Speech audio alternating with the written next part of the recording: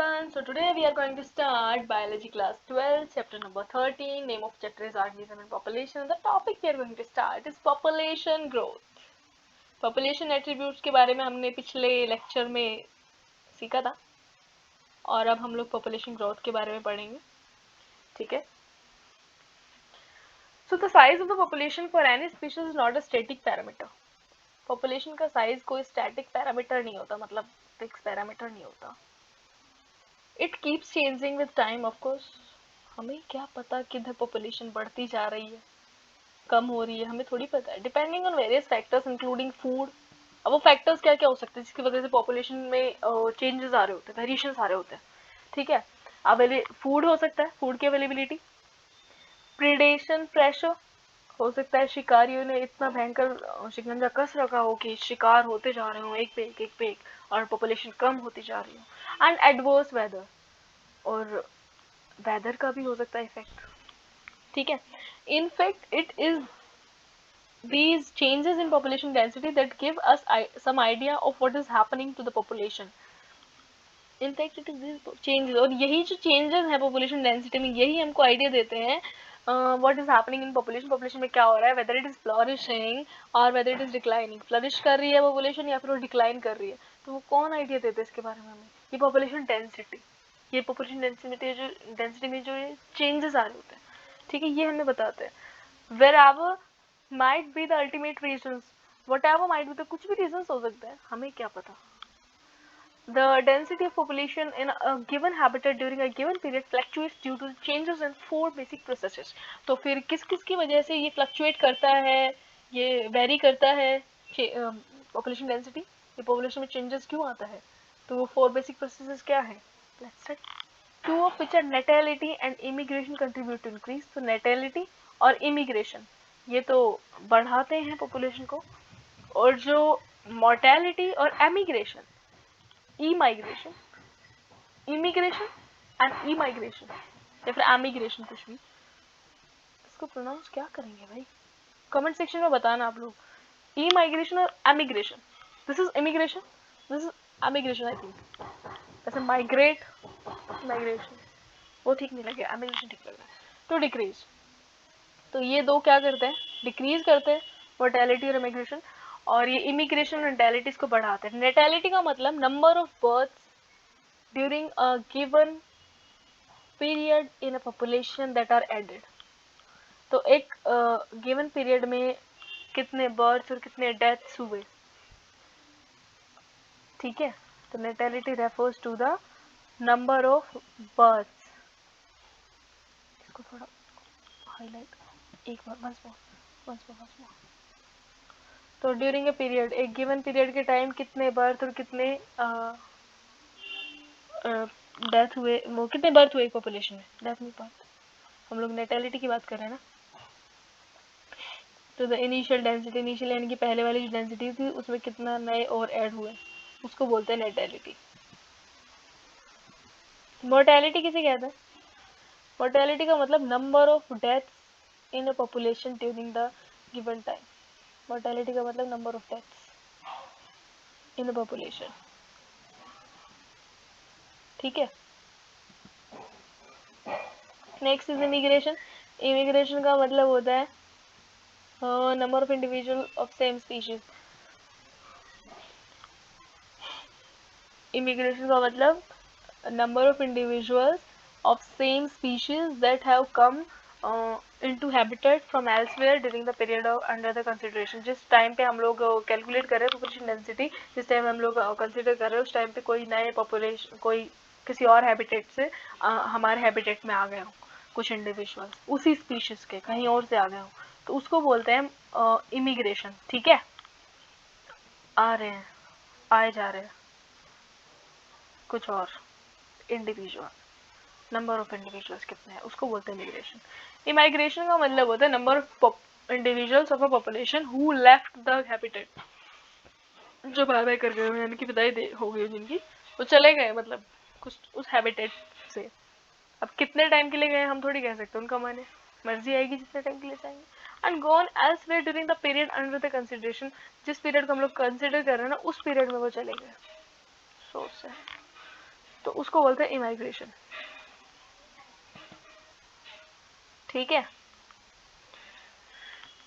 तो ये एक डायग्राम है भाई, इसको थोड़ा सा इन करते हैं। ये देखिए पूरा नजर आ रहा है ना। तो इसमें क्या है, इस डायग्राम में इमिग्रेशन को तो रिप्रेजेंट किया है आई से, कैपिटल आई से, नेटेलिटी को बी से, ऐसे, ठीक है, और ये मोर्टेलिटी को डी से, D for death, B for birth, I for immigration, E for emigration, emigration, immigration, भाग जाओ, एंड पॉपुलेशन डेंसिटी का मतलब को एन से। तो ये इमिग्रेशन और नेटेलिटी क्या कर रहे हैं, ऐड हो रहे हैं, बढ़ा रहे हैं, इंक्रीज कर रहे हैं, फ्लरिश, ठीक है। और पॉपुलेशन डेंसिटी में जो डिक्लाइन कर रहे हैं, कम कर रहे हैं, वो कौन है, रिड्यूस कौन कर रहा है, मोर्टेलिटी और इमाइग्रेशन, ठीक है भाई। तो ये एक बार इसको देख लेना, काफ़ी अच्छा और अच्छे वे में समझा रखा है इस डायग्राम में, अच्छे से समझ आ रहा है हमको कि क्या कहना चाहता है। और ये एक फॉर्मूला है, so if n is the population density at a time, मान लीजिए कि n पॉपुलेशन डेंसिटी है किसी टाइम पे, ठीक है, एट अ टाइम t, ठीक है, then its density at time t plus 1 पे क्या होगी उसकी डेंसिटी, तो N T plus 1 equals to N T, यानी कि एन टी टाइम पे जो थी प्लस, अब क्या प्लस, प्लस बी प्लस आई का मतलब जो बढ़ाएंगे, माइनस डी प्लस ई जो घटाएंगे, ठीक है। तो ये फॉर्मूला है, क्वेश्चन आ जाएगा कि भाई इस फॉर्मूले को कैसे होना चाहिए, फॉर्मूला क्या होता है ना, मतलब कैसे अरेंज होना चाहिए, ये इधर होना चाहिए। तो याद रखना कि बर्थ प्लस इमिग्रेशन बढ़ाते हैं तो ये तो ऐड होंगे, माइनस ये होंगे, और ये स्क्वायर ब्रैकेट में, ठीक है। You can also see from our equation that population density will increase if the number of birth plus immigrants is more. अगर ये ज़्यादा हुआ, सीधी सी बात है, ये ज़्यादा हुआ तो इसमें से इसको घटा देंगे, है ना, इनका सम ज़्यादा हुआ और इनका सम कम हुआ, तो हमारी जो पॉपुलेशन में जो ग्रोथ होगी वो कैसी होगी, पॉजिटिव होगी, है ना, यानी पॉपुलेशन डेंसिटी बढ़ेगी, इंक्रीज होगी, ठीक है। एंड इट, हाँ ठीक है, and if death plus under normal conditions, birth and death are most important factors, तो नॉर्मली बर्थ और डेथ ही होते हैं, ये इमिग्रेंट्स और एमिग्रेंट्स का कुछ भरोसा नहीं होता, नॉर्मली तो बर्थ और डेथ पे डिपेंड करता है सारा चीज़, ठीक है, नॉर्मल कंडीशंस में। Most important factors that are influencing the population density. The other two factors are assuming importance only when under special conditions. क्योंकि special conditions के अंदर ही मिल पाती हैं, तो वरना बर्थ और डेथ तो हमेशा रहता है साथ, ये कभी साथ नहीं छोड़ेंगे इस फॉर्मूले में। ऑफकोर्स ये जो आने जाने वाले लोग हैं तो आते जाते ही रहेंगे, मेहमान हैं ये तो, ठीक है। If a new habitat is just being colonized, immigration may contribute more significantly to population growth than the birth rate. Of course, birth होने में तो थोड़ा टाइम लगता ही है, तो जो इमिग्रेशन है उस टाइम वो एक अच्छा हो सकता है, वो उस पॉपुलेशन को बढ़ा सकता है, वो एक कंट्रीब्यूशन दे सकता है उस पॉपुलेशन के बढ़ाने में, ठीक है। Next is growth models. Does the growth of a population with time show any specific predictable pattern? We have concerned about unbridled human population growth and problems created by it in our country.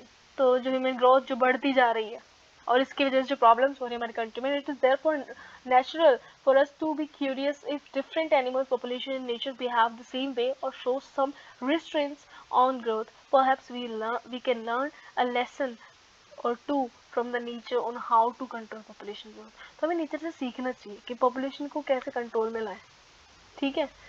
ये lessons, और जैसे humans इतनी तबाही मचा रहे हैं, humans अपनी मनमर्जी चला रहे हैं, अगर और ऑर्गेनिजम्स भी ऐसे करने लगे तो क्या कुछ हो पाएगा, कुछ बच पाएगा। तो इसीलिए कहा जाता है कि एक लिमिट होती है हर चीज़ की, एक लिमिट डिसाइडेड है, ठीक है। तो ह्यूमंस कितना ज़्यादा मतलब हर लेवल पे वो लोग एक्सीड करे जा रहे हैं, लिमिट्स में है ही नहीं ह्यूमंस, किसी भी चीज़ में देख लीजिए। This is not the thing about the population only, in every major हर जगह आप लोगों को एक एक्यूजिंग फिंगर कौन मिलेगा, ह्यूमंस। अगर हम लोग देखें कि नेचर को सबसे ज़्यादा नुकसान कौन पहुंचा रहा है, ह्यूमंस। नेचर में पॉपुलेशन सबसे ज़्यादा बढ़ा कौन रहा है, ह्यूमंस। नेचर में ये जितने पहाड़ हैं ये सब इन कितनी कटाई हो रही है है ना, इतना ज्यादा नेचर में चेंजेस आ रहे हैं, ये मतलब अनप्रेडिक्टेबल चेंजेस, मतलब ऐसे फ्रिक्वेंटली कोई भी चेंज आ रहा है, तो वो क्यों आ रहा है? ह्यूमंस की वजह से। सारी फिंगर्स एक्यूजिंग फिंगर्स ह्यूमंस की तरफ है। क्यों? क्योंकि सभी ऑर्गेनिजम्स अपने कंट्रोल में हैं, they have their limits, they know there limits, but humans पता नहीं, ये एक अति जो है ना हर चीज की बुरी होती है। ऑफ कोर्स ये एक अंत की तरफ जा सकते हैं। जिस हिसाब से ये जो बढ़ रहा है ना क्रेज ह्यूमंस में, हर जगह ये लोग अपना मनमर्जी चला रहे हैं, ठीक नहीं है। That's very wrong. Although I'm also being a human, I'm also speaking this, but that's right. हर एक चीज की एक लिमिट होती है। Researches are meant, but ये कोई बात नहीं होती। Then next is exponential growth. Resource मतलब food और space availability is obviously essential for unaided growth of population.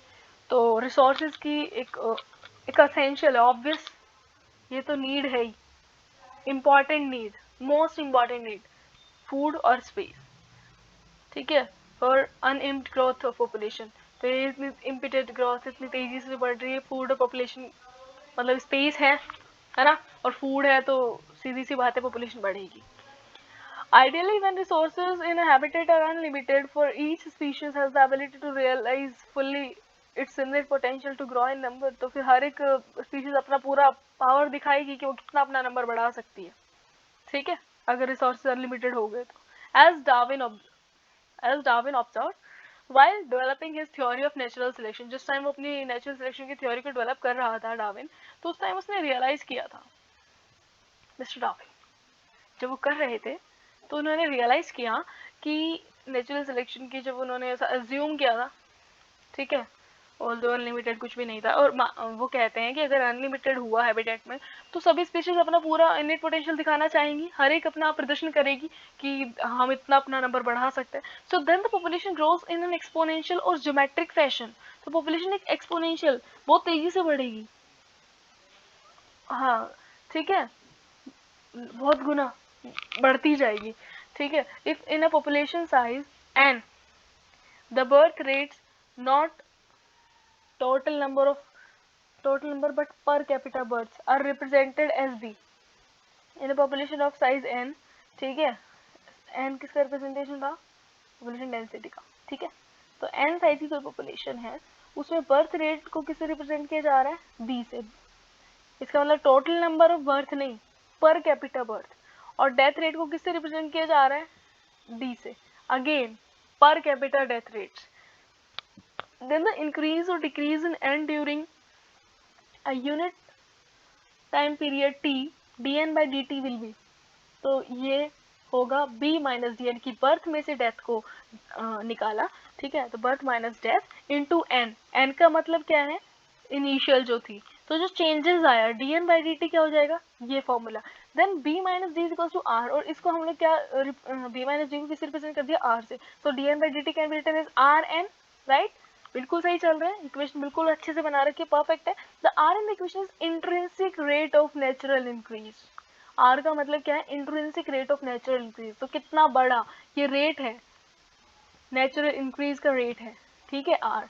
And is a very important parameter chosen for assessing impacts of any biotic or biotic factor in population growth. ये बहुत important है ये बताने के लिए कि क्या इम्पैक्ट हुआ है बायोटिक और अबायोटिक फैक्टर्स का उस पॉपुलेशन ग्रोथ पे, ठीक है। बी माइनस डी जो आर है वो माइनस में भी हो सकता है, प्लस में भी हो सकता है, मोस्टली प्लस में ही मिलता है, क्योंकि कोई अपनी ताकत छुपाने से नहीं डरता है ना। अगर ठीक नहीं है ये, to gives you some idea about magnitudes of r, for the Norway rate r is 0.015। Norway rate के लिए r क्या है? 0.015।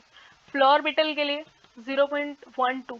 क्वेश्चन यहाँ से आ सकता है, ध्यान से पढ़ें।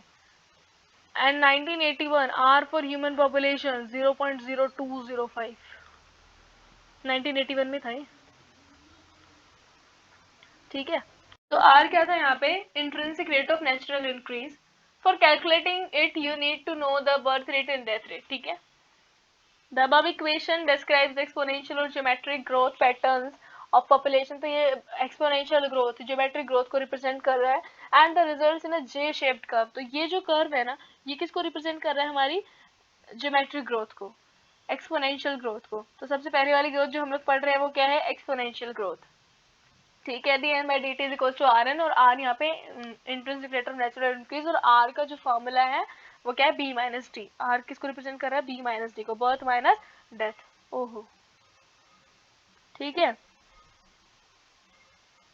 Next is the above equation describes, okay ठीक है, ये कर्व पता चल गया। When we plot N in relation to time, और जिस टाइम हम लोग पॉपुलेशन डेंसिटी को टाइम के रिस्पेक्ट में, with respect to time draw करते हैं, एक ग्राफ ड्रॉ करते हैं, तो फिर ग्राफ प्लॉट करते हैं, तो फिर ये कर्व आता है। तो जो ये शेप कर्व है, ये ए, ठीक है, जो ए कर्व है, कर्व ए, वो किसको रिप्रेजेंट कर रहा है, एक्सपोनेंशियल ग्रोथ को, कि मतलब बढ़ती जा रही है जब हमारे पास सोर्सेज अनलिमिटेड है। ठीक है, if you are familiar with basic calculus, you can derive the integral form of exponential growth equation। तो n is equals to n naught e की power RT e for exponential, है ना, किसको, so e is the base of natural logarithm, ये उसको represent करता है e, ठीक है, जिसकी वैल्यू 2.71828, 2.7 तक ही लेते हैं यूजुअली, 2.72 ले लेते हैं मैक्स टू मैक्स, वरना 2.7 लेते हैं इसकी वैल्यू। और एन नोट जो है वो पॉपुलेशन डेंसिटी एट टाइम 0, ठीक है, और एन टी किसी टाइम टी पे, और आर जो है वो हमें पता ही, intrinsic rate of natural increase. तो the any species growing exponentially under unlimited resource conditions can reach enormous population density in short time. कोई भी पॉपुलेशन अगर कोई भी स्पीशीज है, अगर वो एक्सपोनेंशियली ग्रो कर रही है किसी अनलिमिटेड रिसोर्स के अंदर, है ना, conditions that can reach enormous population density in short time, तो फिर वो इनॉर्मस पॉपुलेशन डेंसिटी बढ़ा सकती है अपनी एक छोटे से टाइम में। Darwin shot how even a slow animal like elephant, वो भी अपनी पॉपुलेशन को बढ़ा सकता है अगर उनको इनॉर्मस नंबर्स, अगर चेक्स ना, चेक्स का मतलब उनके बीच में कोई रोकथाम ना हो, अगर कोई रुकावटें ना है ना उनके रास्ते में, तो फिर वो भी अपनी पॉपुलेशन को इतना बड़ा कर सकते हैं। जबकि हमें पता है कि कितना टाइम ज़्यादा लगता है एक हाथी को, एक नए ऑफस्प्रिंग्स को बर्थ देने में कितना टाइम लगता है ना। So the following is anecdote popularly narrated to demonstrate, तो नीचे जो दिया हुआ है एक स्टोरी जैसा है, dramatically how fast a huge population can build up when growing exponential, जब एक population exponentially grow करती है तो कितनी तेजी से build up हो सकती है। तो ये नीचे की तरफ जो दिया हुआ है उसको पढ़ लेते हैं एक बार, कि king and minister set for a chess game, एक चेस के गेम के लिए बैठ गए, and king confident of winning, king को विश्वास था कि वो जीत ही जाएगा game, was ready to accept any bet proposed by minister, तो मिनिस्टर अगर कोई भी शर्त रखेगा वो उसको मानेगा, ठीक है, उस हर शर्त को मानने को तैयार था वो, he was ready।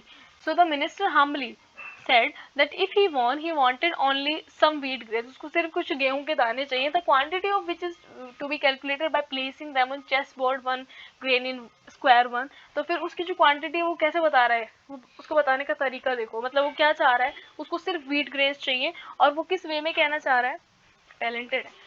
वो कह रहा है कि चेस बोर्ड का जो एक बॉक्स है स्क्वायर वन, उसमें आप एक दाना रखो, फिर 2 में आप 2 रखें, एंड देन फिर थर्ड में 4, यानी कि डबल करते जाएं क्वांटिटी को, ठीक है, and so on, doubling each time the previous quantity of wheat on next square until all 64 square of it. तो हर स्क्वायर में जो है ना, जो गेहूं के दानों की जो क्वांटिटी है वो डबल होनी चाहिए। द किंग एक्सेप्टेड सीमिंगली सिली बेट, बहुत ही छोटी सी चीज है, तो स्टार्टेड, तो फिर उसने शुरू कर दिया गेम की, चलिए भाई शुरुआत करते हैं गेम की, but unluckily for him the minister won, और फिर मिनिस्टर जीत गया, मंत्री जीत गया, राजा जी हार गए।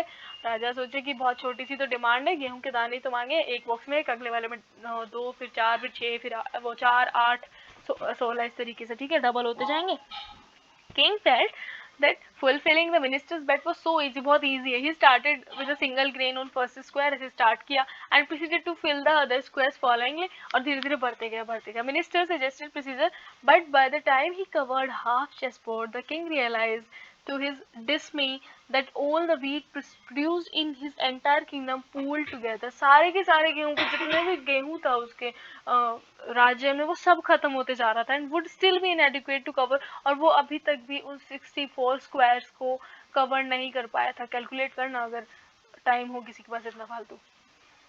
फालतू तो नहीं है, मतलब एक अच्छा सीख मिलेगा आपको इससे. Now think of a tiny paramecium starting with just single one individual and through binary fusion वो डबल करता है ना, doubling in numbers every day. Imagine what a mind boggling population size it would reach in 64 days. तो सोचो कितनी भयंकर population बढ़ा लेता है ये. तो अगर इसका लाइफ स्पैन बड़ा हो तो भाई पॉपुलेशन इन्हीं की बढ़ेगी फिर.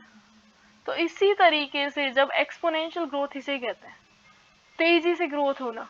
एक छोटे से छोटा ऑर्गेनिज्म अगर वो एक्सपोनेंशियली ग्रो करने लगे ना तो पॉपुलेशन बहुत लार्ज नंबर में इंक्रीज हो जाएगी बहुत छोटे टाइम पीरियड में. हमें पता भी नहीं चलेगा कब वो टाइम पीरियड निकल गया और पॉपुलेशन इतनी तेजी से बढ़ेगी, बहुत तेजी से फ्लरिश करेगी अगर कोई रोकथाम, कोई रुकावटें नहीं आई हो तो. जस्ट लाइक कुछ रूल्स है इसके भी, एक्सपोनेंशियल ग्रोथ के भी, कि बीच में कोई रुकावट नहीं आनी चाहिए. Next is logistic growth. No population of any species in nature has at its disposal unlimited resources to permit exponential growth. किसी भी स्पीशीज, कोई भी पॉपुलेशन को इस नेचर में ऐसा कोई वो नहीं मिला है कि भाई आपको अनलिमिटेड रिसोर्स मिल रहे तो आप लोग, किसी को परमिशन नहीं मिली है. This leads to competition between individuals for limited resources. Limited resources हैं, अनलिमिटेड तो है ही नहीं, तो हमारा वो पहले ही फेल हो गया. नहीं हो सकती एक्सपोनेंशियल ग्रोथ क्योंकि रिसोर्सेज लिमिटेड है ही, वो अनलिमिटेड है ही नहीं. ठीक है, किसी को ऐसी कोई परमिशन नहीं मिली कि आप लोग आराम से एक्सपोनेंशियली ग्रो करें, नहीं. रिसोर्सेज लिमिटेड है, साथ ही में कंपटीशन भी होता है इंडिविजुअल्स में एक रिसोर्सेज के लिए unlimited. Eventually fittest individual will survive and reproduce. जो फिट होगा, जो ऑर्गेनिज्म जीत जाएगा, जो ऑर्गेनिज्म के पास एबिलिटी होगी उससे फाइट करने की, कॉम्पीट करने की, वो सर्वाइव करेगा. वो ज़्यादा से ज़्यादा अपने इंडिविजुअल्स ज़्यादा से ज़्यादा रिप्रोड्यूस करेगा, ज़्यादा से ज़्यादा उसके ऑफस्प्रिंग्स होंगे. सो the governments of many countries have also realized this fact that introduced various restraints with a view to limit human population growth. तो बहुत से अलग अलग चेक्स लगाए गए ह्यूमन पॉपुलेशन को लिमिट करने के लिए, उसकी ग्रोथ को रोकने के लिए. अलग अलग गवर्नमेंट्स, अलग अलग कंट्रीज की, उन्होंने अलग अलग तरीके ढूंढे हुए हैं. ठीक है. In nature a given habitat has enough resources to support a maximum possible number beyond which no further growth is possible. तो नेचर में ऐसे रिसोर्सेज है, इनफ रिसोर्सेज है जिससे कि मैक्सिमम पॉसिबल नंबर किसी भी एक हैबिटेट में किसी पॉपुलेशन के हो सकते हैं, विच नो फर्दर और बियॉन्ड विच, और उस लिमिट के अक्रॉस, उस लिमिट के बाद कोई ग्रोथ पॉसिबल नहीं है. नेचर में ऐसी रेस्ट्रिक्शंस हैं. ठीक है, रिसोर्सेज हैं लेकिन लिमिटेड हैं, इनफ है. Possible number, maximum possible number हो सकता है उनसे, लेकिन वो एक लिमिट में है, उसके बाद नहीं हो सकता. Let us call it nature's carrying capacity. ठीक है, इस लिमिट को हम लोग क्या बोलेंगे, के से रिप्रेजेंट करते हैं, जिसको बोलते हैं नेचर्स कैरिंग कैपेसिटी. नेचर कितना कैरी कर सकता है for that species in that habitat. तो उस हैबिटेट, उस स्पीशीज के लिए उस हैबिटेट में कितना नेचर उस स्पीशीज को रख सकता है, उसको बोलते हैं के से रिप्रेजेंट करेंगे इसको, नेचर्स कैरिंग कैपेसिटी. ठीक है. A population growing in habitat with limited resources show initially lag phase. पहले तो लैग फेज का मतलब क्या होता है, पॉपुलेशन जो कि ग्रो कर रही है किसी हैबिटेट में, इनिशियली वो सबसे पहले से क्या शो करेगी, लैग फेज. ठीक है. लैग फेज का मतलब धीमे धीमे. फॉलोड बाय एक्सीलरेशन यानी कि log phase, phases of acceleration. यानी कि लॉग फेज यानी कि तेजी से बढ़ेगी पॉपुलेशन. पहले तो धीरे धीरे, फिर एकदम से स्पीड पकड़ेगी. And then deceleration and finally as an एसिम्पटॉट.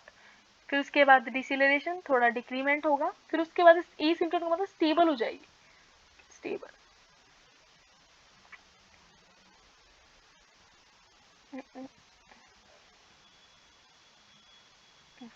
Finally, an asymptote. When the population density reaches carrying capacity, a plot of n in relation to t results in sigmoid curve. कौन सा कर्व बनता है, sigmoid curve बनता है. ये है sigmoid curve, ये है लॉजिस्टिक ग्रोथ. ठीक है, लॉजिस्टिक ग्रोथ का कर्व है dn minus dt. Equation is equal to R N K minus N upon K. ये क्या रिप्रेजेंट कर रहा है, पहले तो धीमे धीमे, फिर उसके बाद में एकदम से एक्सेलरेट किया, ठीक है। एक्सेलरेट करने के बाद फिर ये थोड़ा डिक्रीज होता है और उसके बाद फिर एसिम्पटोट। तो ये सिग्मोइड कर्व बना। कैसे कर्व बनता है इसका, सिग्मोइड।